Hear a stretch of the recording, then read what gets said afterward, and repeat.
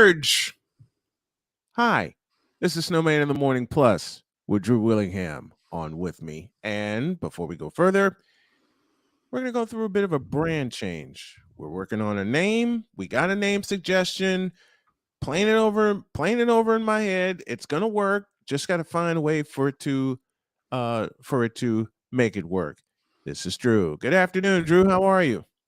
Hey, man, I'm doing great. We had a pretty wild weekend of football, and then, of course, the college football rankings as well. Yep. Love seeing Alabama out of that top four, but we'll get into that here No in a more minute. Bama. Georgia, Michigan, TCU, who rightfully played their way in, and Ohio State, who a lot will argue doesn't deserve a chance, but they got a shot thanks to USC getting the doors blown off of them against Utah again. We'll start with the college football playoff for this Monday edition. And I'm so happy to see neither USC nor Alabama in the college football playoff. And you've been around social media this past weekend. Everybody was just so certain that after TCU lost and USC lost, it would pave the way for Ohio State and Alabama to get in. Well, one of them got in. It just wasn't Alabama. Yeah, it was nice to see the TCU still kept that spot, which there's been some haters clamoring on the fact that they should not be there because of that loss. But the fact that Alabama has 2 losses this season and still in the top 5, that should tell you that we're on the right page with this voting process. I think Yep. we're not quite there yet, but the fact that we have this college football playoff bracket set up, Alabama would still be in there in 2019 and in 2022 had we not had this bracket playoff set up. So it's nice to see some different teams like TCU. When was the last time we had a chance to talk about TCU in the national championship picture, man? This is great for football and great for college football in itself. Not since the BCS era has TCU been mentioned in the national championship picture. And not only TCU that year, talking about 2010, not only TCU but Boise State as well. Remember, those two hooked up in a classic game. So we got those 4. It's Georgia and Ohio State, and TCU and Michigan. And because of that, go ahead. I rocked my Bobby Boucher Boybin Bowl jersey from the Water Boy. He calls it the Boybin Bowl, but the Suburban Bowl. I love it. Now, everyone's been asking me all weekend, Snowman, which 2 teams do you think would get to Los Angeles and SoFi Stadium for the national championship on January 9th? Well, last year I was correct in predicting Georgia and Alabama. I say Georgia will have a chance to defend their title, but it won't be against Michigan. I'm calling for the upset with TCU because TCU has something Michigan does not have a lot of: speed. And with Georgia being the repeating national champions, back-to-back undefeated seasons, you got to give them the slight edge here. They're definitely going to beat Ohio State in that game, okay? When it comes to Ohio State, they're going to boat race Ohio State. Absolutely. And, for our guy on the Legacy Maker Sports Network, Lamont Thomas, I'm sorry when I say this because he's a huge Michigan fan. Jim Harbaugh is not going to get it done leading this team in this game. TCU is going to upset. We're going to see TCU in Georgia for the national championship. I can't wait. Max Duggan should be on his way to New York to be a part of the Heisman Trophy ceremony because there's no way. There's just no way in that Big 12 championship game down by 8 to Kansas State. I was coming home from a game that I did Saturday afternoon, and I said, there's no way he's going to come all the way back. Well, he came all the way back, tied the game at 28 in the waning seconds. Kansas State got the win, 31-28, but it's a good move by the committee to see what TCU can do. Cincinnati didn't leave him any choice, going undefeated, staying in the top 4 all year, and they made it to the CFP Final Four. TCU had wiggle room because of the one loss to Kansas State, but it's good to see the committee leave TCU in for that wild card personality. Yeah, and for us to see that on New Year's Eve, it's definitely going to be a nice game to see. We still got a little bit of time. They got a lot of time to prepare for this, but in college football as a whole, there was a lot of changes this past weekend. Between Mhm. setting the Final Four and then Dion going to Colorado, which was big for them. They're going from 1-8 this season to getting Dion and his son, who is a great talent as well, and just a Yep. sophomore. Got 2 years of at least the Sanders at quarterback for that team. Yeah, and congrats to Dion. Congrats to Dion, A, for what he did in 3 years at Jackson State. I've had a chance to sleep on this. Congrats to Dion for the 3 years he put in at Jackson State and turning that culture around. And to echo a friend of mine, Joshua Jackson, now it's time for everyone else who supported him to continue that legacy, not just at Jackson State, but at HBCUs everywhere. Don't look at this as a loss. Look at this as an opportunity to continue the culture that he started at Jackson State academically and athletically. This is not a time to drop the ball with the HBCUs.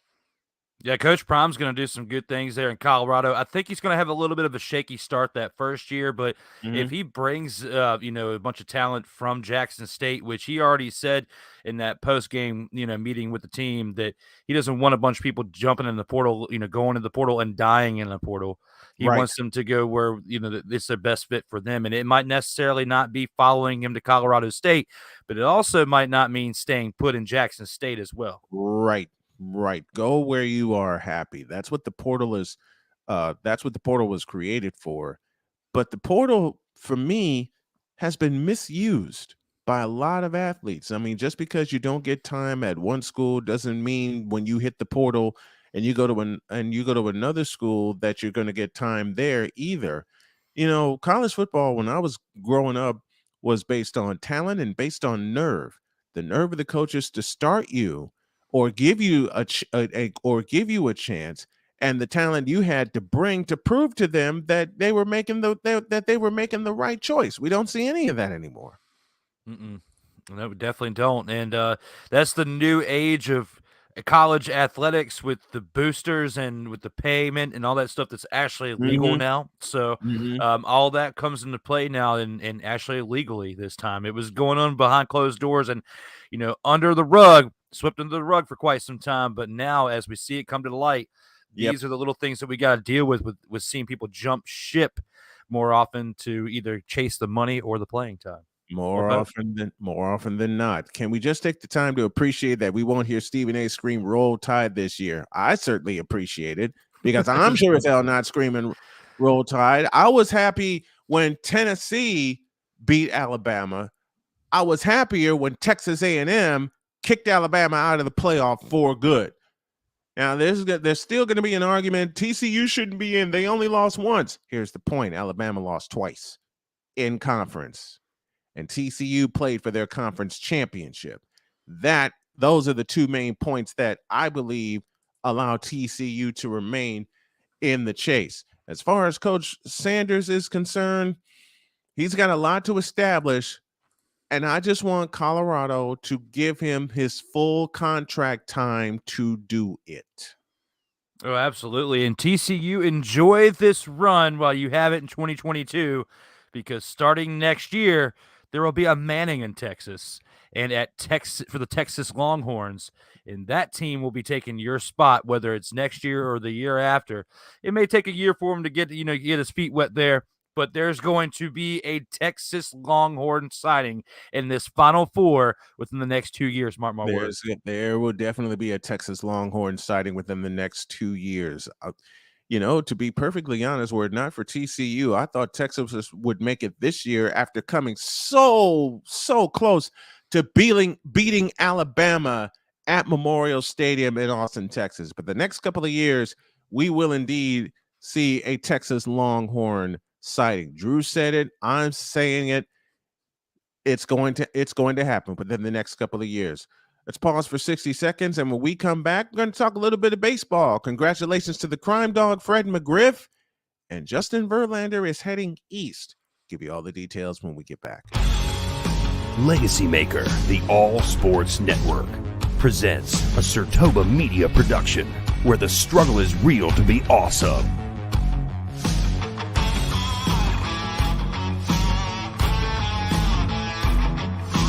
Acknowledge me.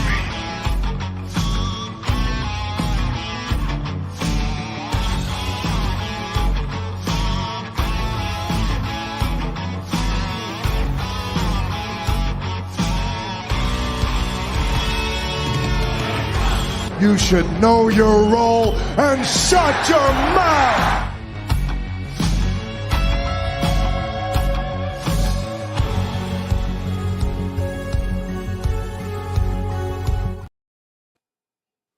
Have you had a chance to visit the brand new Snowman in the Morning shop yet? You haven't? Then what are you waiting for? Go to our new web address, snowmaninthemorning.com/shop. That's snowmaninthemorning.com/shop, where you can shop for all kinds of items like a coffee mug, a t-shirt, a sweatshirt, a book bag, and everything else that you need to have the same outfits and the same gear that the crew has. And with each purchase, you will be helping the Snow Strong initiative. We got a lot to do in a short time to get there. Go to snowmaninthemorning.com/shop and get the same stuff that the crew has. And when you do that, tell them Snowman sent you.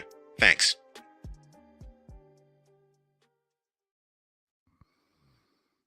Thanks for the plug there, Snowman, with that show. It's going to be starting up here real soon, as on one of the worst holidays of the year, on Black Friday, I finally made the move. Finally got a new computer up in this house. Finally made the move, got a new computer, and this past weekend, I just upgraded it to 32 gigabytes of RAM and a terabyte solid-state hard drive. So I am ready to start off 2023 very, very strong, Snowman. So get ready, because that show is coming soon. And while we wait on Snowman to unfreeze, again, I am Drew Willingham of the Legacy Maker Sports Network, here with the one and only Snowman, Brian Snow. And today we are here for our show that we do on Mondays every week at 1:05 p.m. Eastern Time to discuss the latest in sports. And there he is. My man is back. Yeah, I'm back. Had a little glitch here in the studio, but let's talk some baseball. And a well-deserved Hall of Fame nod to the crime dog, Fred McGriff, elected into the Hall of Fame. The only player on the ballot elected to the Hall of Fame. And I loved watching him play. You know, getting that his, you know, the only person on the ballot, being the single person getting in there, he deserves it for what he did in his time frame. He's a 5-time All-Star. You know, he got the one championship with the Braves in 1995. Definitely deserved to get more than just that one. But, you know, the team, we already know the story of the Atlanta Braves of the 90s. But finally, he gets in. He got 100% of the Contemporary Baseball Air Committee's vote for this election into the Hall of Fame, as a 3-time Silver Slug Award winner in 89, 92, and 93, and also was a 2-time home run leader in 89 and 92 with this time with the Toronto Blue Jays. So when you put everything in perspective of Fred McGriff's career, I definitely believe that he deserved this. It may be a little bit later than expected, but it's better to get in now than never.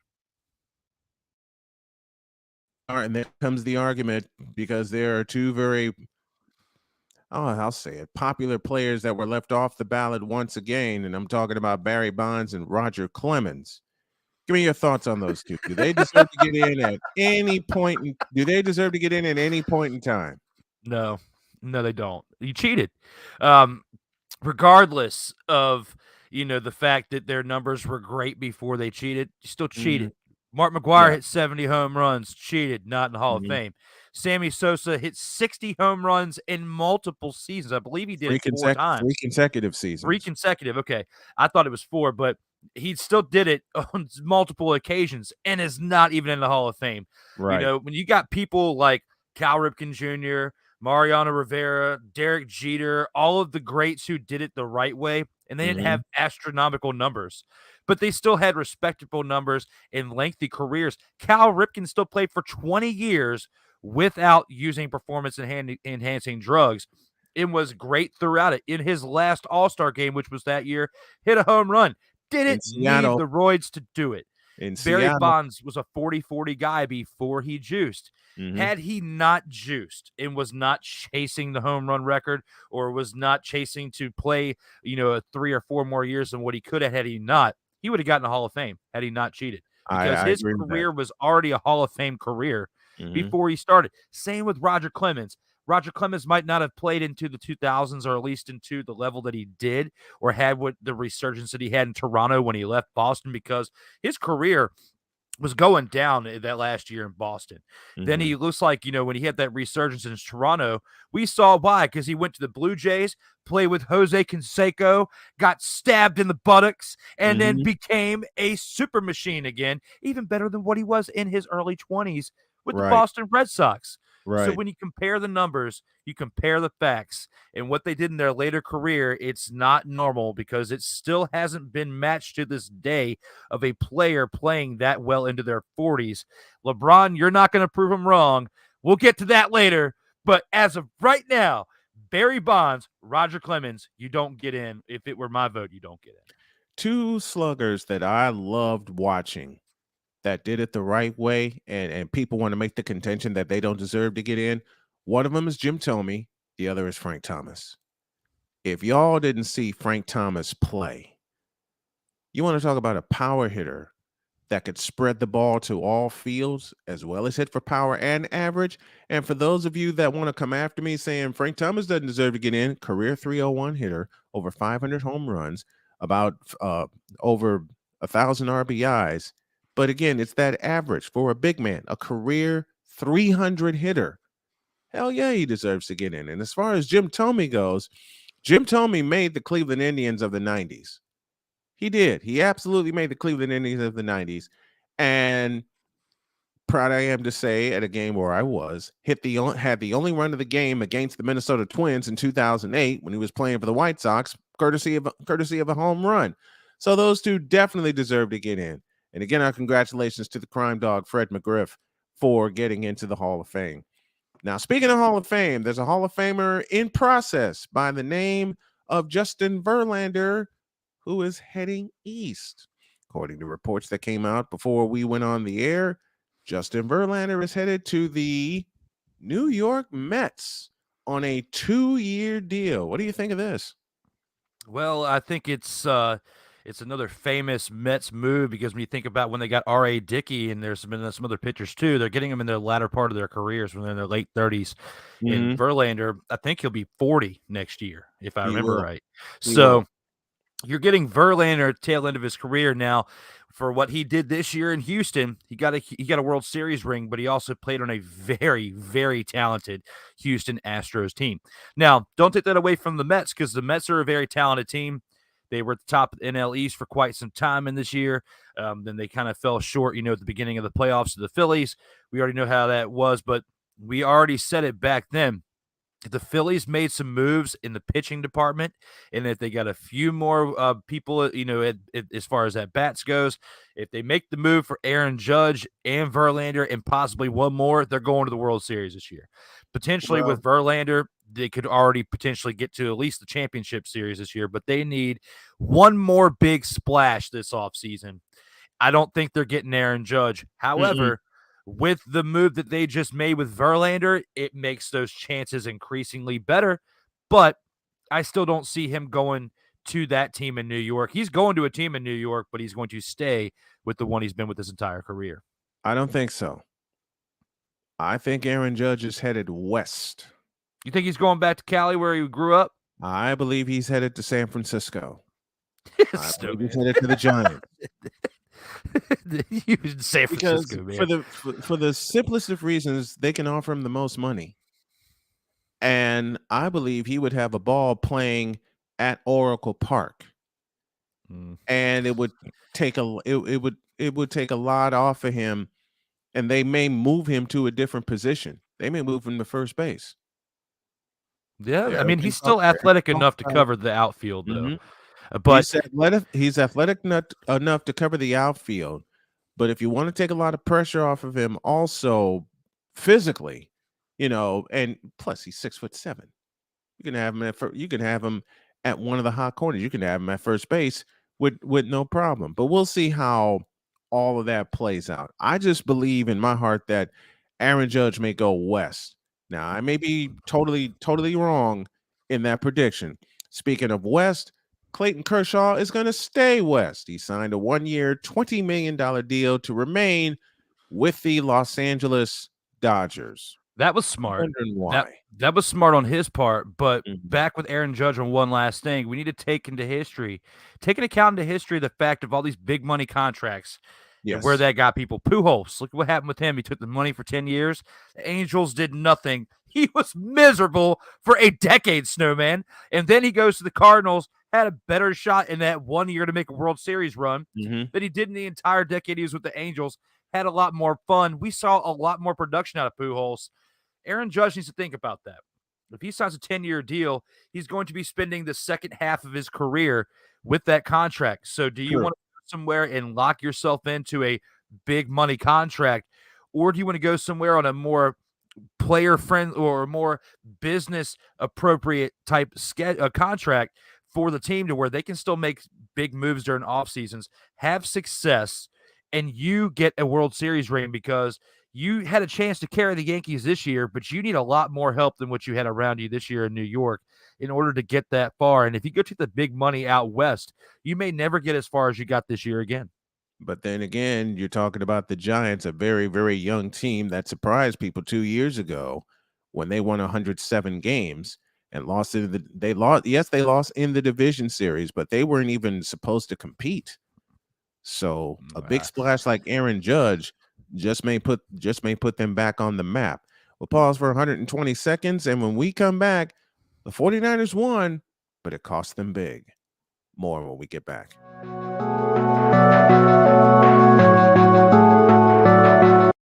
I want to do a TED Talk, but I don't have anything to talk about yet. I'm getting there. Life is for the living. We're not here that long. You can learn anything you want to learn without any money spent. What do I really enjoy? What do I really want out of life? I am your host, WIZE.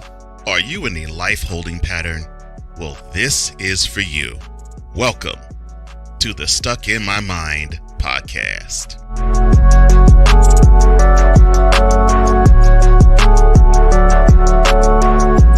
Hey everybody, Snowman here, and thanks for listening to this episode of Snowman in the Morning with Cole Johnson. Want to tell you about a little thing we like to call Monkey Knife Fight. Wait, what in the world is that, you may ask? Well, Monkey Knife Fight is a daily fantasy site where you can play your favorite games, support your favorite players, and make money at the same time. And right now, if you go to monkeyknifefight.com and use the code Snowman, you will get a 100% deposit match on up to $100 on your initial deposit. Go to monkeyknifefight.com and use the code Snowman for an up to 100% deposit on your first deposit of up to $100. Thanks, and tell them Snowman sent you.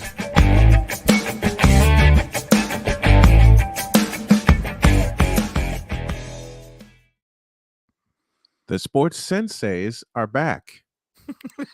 Vic. And thank you, Derek. Oh, it was Derek this time. I saw Derek. Derek wrote that in the chat, and it started ringing a bell in my head. Yeah, because Vic started that because he likes the promo video from a wrestling show that's coming up in January. So let's go Sensei. That's what you're talking about. But he said Loaded Guns Unleashed. He's still trying to plug that name. He's still trying to plug that name. I'm sorry, Derek, but that sounds like a softcore video we don't want to be a part of.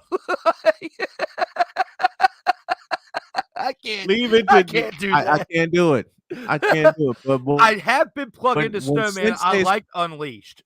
I want to put that in there somewhere. That would be cool. I like the Unleashed part, but Loaded Guns Unleashed. No. I don't think my mom would ever forgive me if I told her I was a part of some project like that. No, I don't think my wife would ever forgive me if I told her I was part of that project. So I think we have our title. I'll put it up before we get out of here.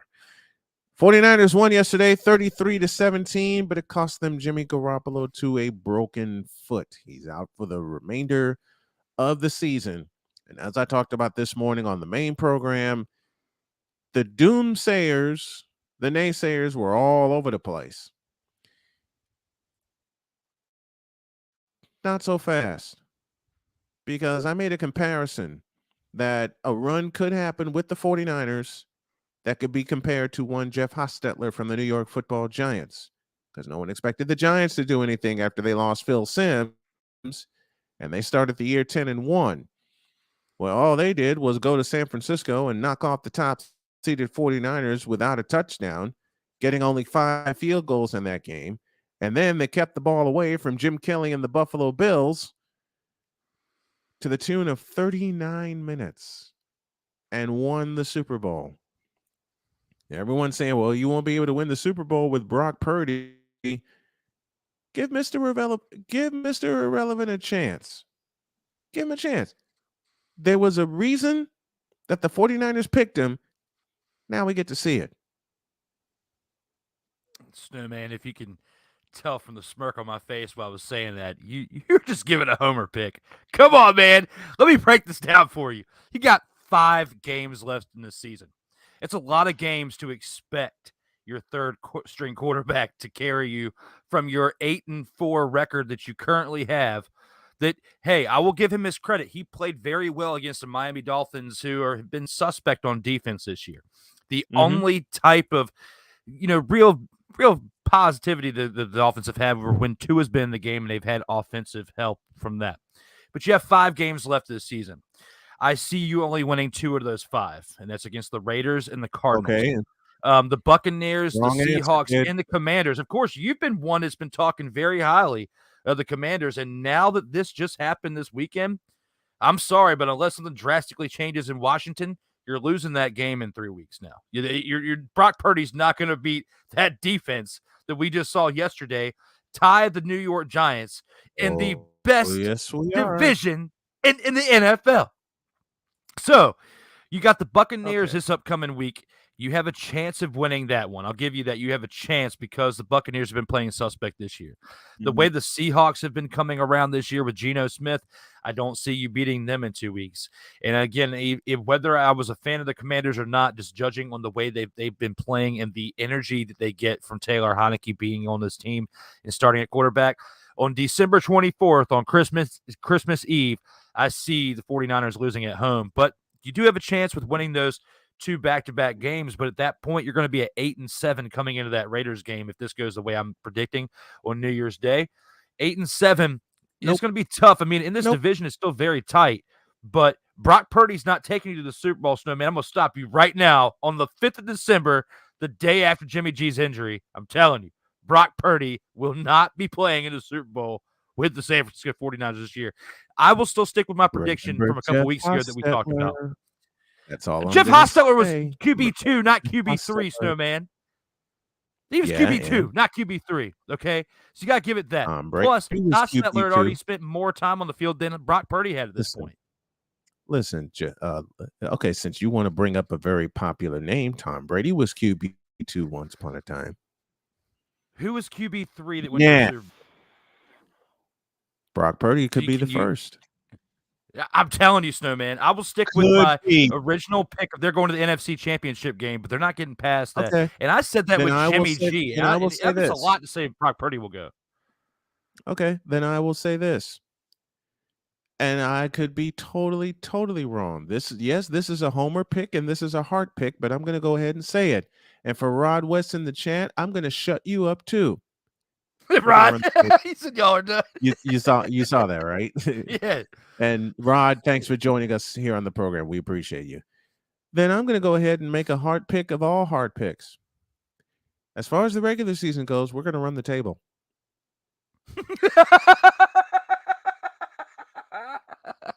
Snowman, come on. You realize I'm going to clip that laugh and save it just in case.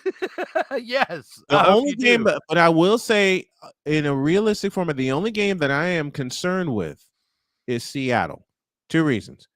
1, chance to clinch the division, and 2, chance to sweep the Seahawks for the first time in 4 years. That's the only game I'm concerned with. That Redskin defense is dynamite. I will give y'all that. Okay. But y'all shouldn't have tied the Giants.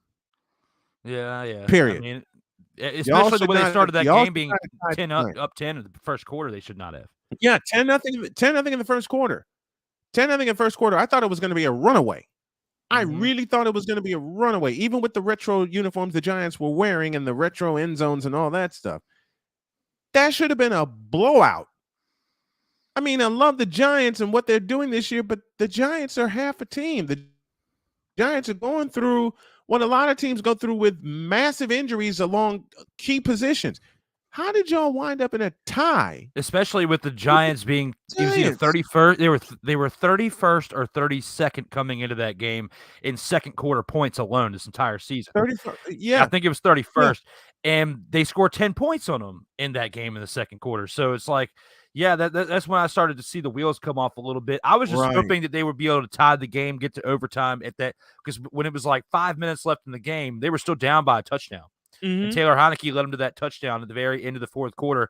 And I was just glad to see them get to overtime. But once they lost the coin toss and the Giants received, I knew it was over.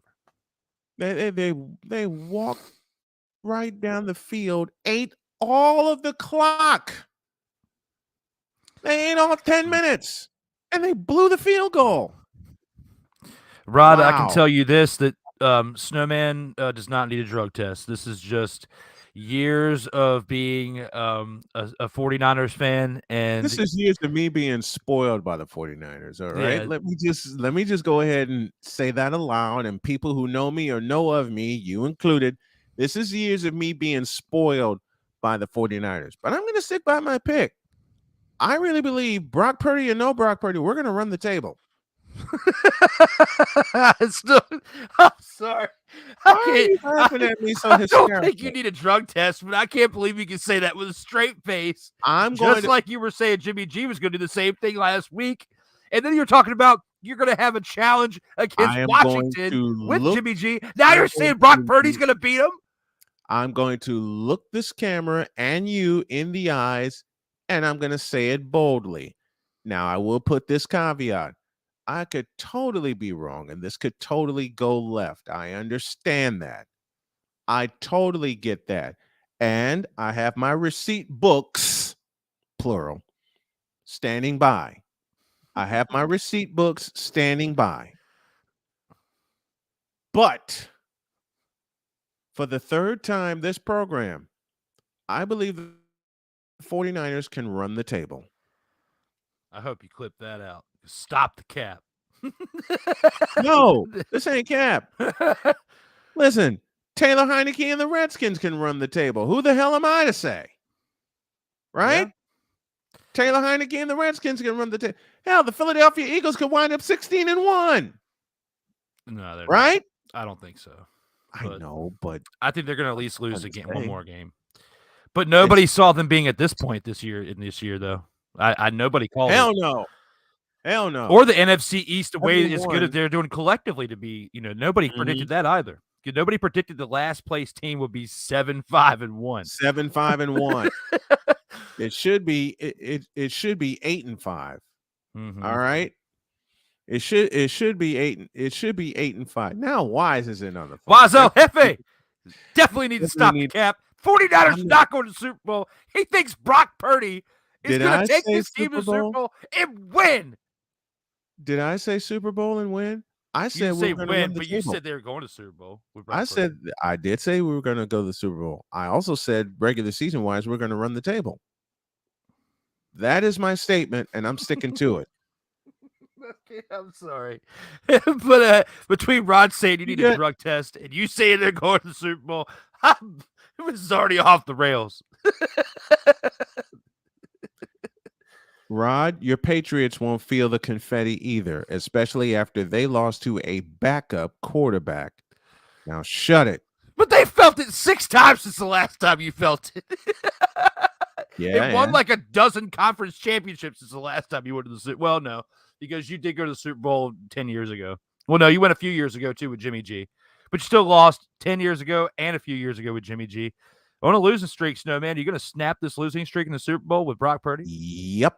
Now you admit it. I got you to finally said you're going to win a Super Bowl with Brock Purdy, and you're not going to do it. Look, Drew. I said it this morning when I got my day going, and I got to share this funny story with y'all. I stayed up last night until like 4 in the morning getting stuff ready for the week because I have 3 basketball broadcasts planned. I made a critical mistake and I laid down. And my wife got up, she got going, dog was stirring, and she said something to me as she walked out this morning. And she said, "Sleep well, darling," as she kissed me and walked out the door. And I wound up late because my alarm went off twice and I hit the wrong button. I hit the snooze button. Oops. One more thing to hit before we get out of here. And that is a little bit of basketball. What is wrong with the North Carolina Tar Heels? We spoke it this morning. We're going to talk about it next.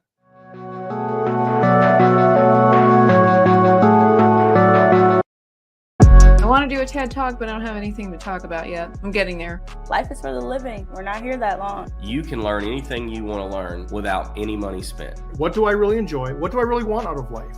I am your host, WIZE. Are you in a life holding pattern? Well, this is for you. Welcome to the Stuck in My Mind podcast.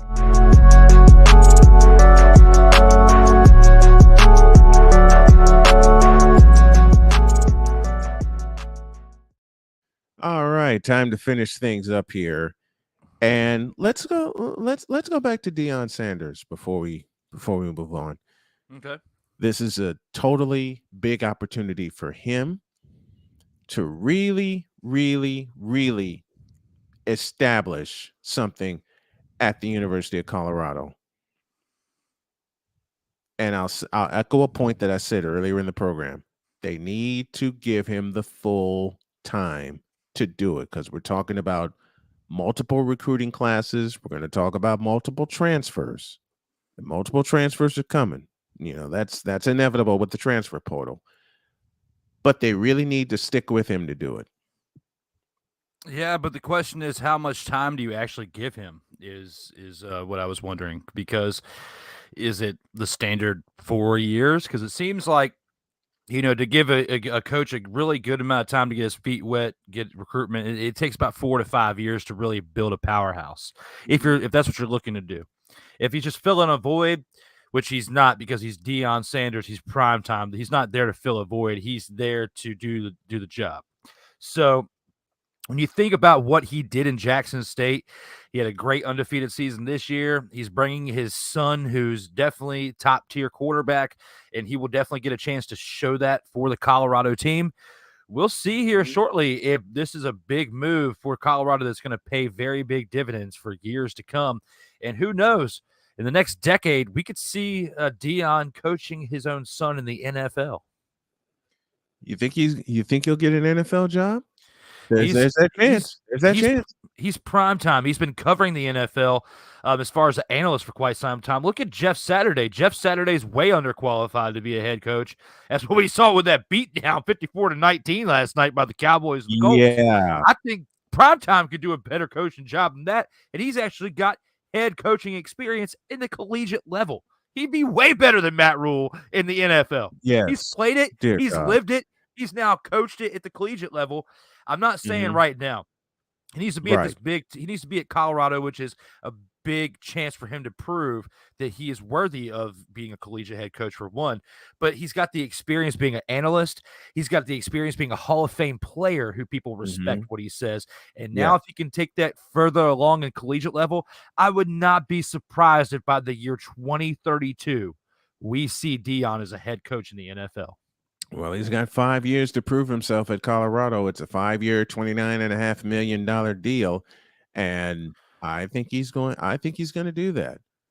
There's a lot for him to establish in years 1 and 2.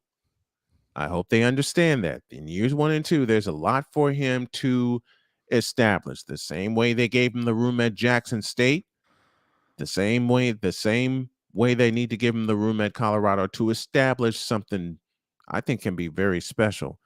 And why don't they bring back the Big 8 conference? Why don't they bring back the Big 8? Because you got Deion Sanders now at Colorado, Matt Rule's at Nebraska. Why don't they reestablish that? Well, hell, Why don't they reestablish that rivalry? Probably because Matt Rule would get his tail kicked. Oh yeah. Well, we And don't some know. things are better left in the past anyway. Yeah, some things are better. Some things are better left there. Anthony Davis had, I don't believe I'm going to say this, 55 points in a 130-119 win over the Washington Bullets last night. And I bet you it was really hard for you to acknowledge that because he had not only that game within the past week, but he had a 40-point game as well. And when you think about where the Lakers were at, when your boy LBJ was on the shelf, That's and right. Now Rod's he's boy. back. Ain't none of my boy. Yeah, I know, but because my boy originated wearing number 23. Oh God, that's stupid. And that's a direct shot at Rod. Damn it! All right, well, to that back, Rod's boy LeBron. We got him up in here ever since he's been back. They were like 5 games under 500 when LeBron came back. Now they're only 2 games outside of 500. With him coming back, he has been a spark to this team, being able to put Russell Westbrook solely back on the second team and having him lead the second team. And Anthony Davis with that 50-point game. It's sad though that you have to have a 50-point game to beat the Wizards. You shouldn't have to have a 50-point game to beat the Wizards. You should have a balance scoring up and down the lineup to beat the Bullets. Okay, no, that's just how bad they are. But LeBron had 29, and Lonnie Walker IV, whoever that is, had 20 points. So when you put all that together, you're going to definitely collectively win a game. If you got a guy scoring 55, a guy scoring about 30, another guy scoring 20, that's about 100 points right there. So, I mean, that's a whole team's worth of points within 3 people. Well, they better hope that this trend keeps going in the right direction, and they also better hope that Darvin Ham recognizes that the offense needs to go through Anthony Davis and not through LeBron, period. Snowman, put it up there. The last comment. Nope. LeBron James and Anthony Davis looking like Kobe and Shaq. Get out of here with that, Rod. Stop the cap. That's why I didn't put it up there. There's no way LeBron James and Anthony Davis look like Kobe and Shaq. First of all, Kobe and Shaq stayed healthy. Second of all, they actually worked together. And do you see LeBron James and Anthony Davis, even current times, working together like Kobe and Shaq? No. I'd say Shaq was probably healthy the first 10, 11 years of his career. Mm-hmm. Once he finally got that championship in Miami with D Wade, that was the height of his peak. That was when everything started to go down. And he'd already been in the league for like 12, 13 years at that point. So, and he was already starting to trend downward that year too. That's when his body started to break down. It's sad that he didn't take better care of himself, even he said, because he would have gotten more championships. And there was a report that came out recently too. You talk about Kobe. Kobe actually had expressed interest in signing with the Washington Wizards in 2003 for a chance to play with Michael Jordan in his last year. Mm-hmm. And how special would that have been? Would they have won the championship that year? Probably not, because they would have been the only 2 good guys on the team, because there's nothing around them. There was nothing around them. But I will say this. MJ did something at age 40 that LeBron won't do at age 40, and that's play a full season. Let's play a full 82 games. Since Rob wants to take a shot at me, I'll take a shot at him, and Victor's going to help me. Actually, Anthony Davis is actually allowed to play this game and play his game. But with Michael Jordan, though, you gotta bring back to this, Snowman. The year before his final year, the reason why he even came back for that final year was to prove that he could play for an entire season. But that year before, he had a really rough comeback year for that third comeback or whatever. When he was with the Washington Wizards, and he was dealing with a lot of knee injuries, especially he had a lot of water on the knee because he had to have his knee drained several times. Mm-hmm. Year before his final year. Well, before we get too far, you want to do the North Carolina basketball, or you still want to talk that? Because I had some things fired. I'm gonna hold on. You didn't want to get the wrath of Virginia Tech. Listen, I said it this morning on the morning show. North Carolina basketball sucks. They do, and Virginia Tech's trending upward, 8-1. And it's bad. Virginia Tech's 8-1. Look, the ACC as a whole has been down for a while. for a while. There's no kind of attraction to me in playing in the ACC, and there's no kind of attraction right now playing with North Carolina. I mean, Hubert Davis was handpicked, and Jay Spivey said this on Snowman in the Morning.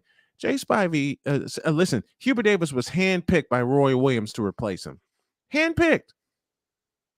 He was handpicked, and I think Roy Williams and Mike Krzyzewski got out the door because they saw the transfer portal building, they saw the NILs coming, and they said, "We're not dealing with this." Now, you have a bunch of kids that feel entitled. Now, should they get paid for their services? Absolutely. I agree. I agree that they should, but there are still no regulations in place. You talk about handpicking, though. There's still no solid regulations in place for that. And because there are no fundamentals with North Carolina basketball right now, they are suffering, and they're going to continue to suffer. Talk about handpicking, though. You look at Deion Sanders; he's handpicking his successor in Jackson State. What's the difference with this? Was he on his staff? Yeah, this is assistant coach. Well, you got a point there. That's what I'm saying. I'm just saying it's not uncommon nowadays for teams to let the head coach pick the successor, especially if they were successful under that coach. You're right, because Mike Krzyzewski picked John Shire as his successor, and you're right. I shouldn't have had any ire about that. You're right. You're absolutely right. But until fundamentals appears back in the game, until fundamentals appears back in college and NBA basketball is going to suck. I do feel like the hand-picked ones that are picked by the successors should be under a little bit more scrutiny, though, than ones that are actually. I will give you that, because even though it's not as uncommon nowadays as to see this whole successor picking the next picking the predecessor, when you see all that happening, they do deserve more scrutiny if you come out here and you're just completely laying an egg to start the first half of the season. Well, and that's what's going on here in North Carolina. Well, they laid an egg the first half of last year. They laid an egg all the way to the ACC tournament and somehow got on this hot run. They played Duke in the national semifinal game, and they were just content with being Duke instead of the attitude of that one more game when they had to beat Kansas to win it all. There's a lot of content basketball being played right now, and I don't like it. I don't like it. There's no fundamentals whatsoever. There's no team play from a general standpoint whatsoever, and that especially holds true with your boy LeBron. Rod, that. Yeah, that's definitely something to stop the cap on. But I will at least say this, because we covered it last week on episode 61 of the In or Out Sports Debate when Joey Raymond was there. He's a Virginia Tech alumni, so he covers Virginia Tech sports. And we were talking about how Virginia Tech could really surprise a bunch of teams this season as the hottest start that they are having this year. They are looking like a well-oiled machine, a fine-tuned, well-oiled machine. 8-1. It's not a fluke. They are playing team basketball. You were just talking about how there's not much team sports within this now. Well, I will have to disagree when it comes to Virginia Tech, because I've been watching more and more of their tape over the past week just to get more of a feel about their team. They're 8-1 for a reason. It's because they're playing team ball, man. The ball hops around. They don't just swing it around the perimeter just to be swinging it around the perimeter. They're looking for the open shot, and they're looking for the best shot. The ball cycles, the ball hops around, and when multiple players touch it and beat the defense, you're going to start 8-1.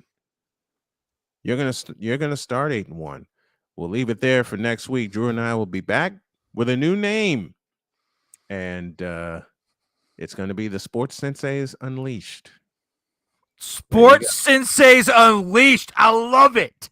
I told you I was working on something. Yeah. Derek and Vic both deserve credit for the name. So thank you to both. You're gonna have an intro pretty soon.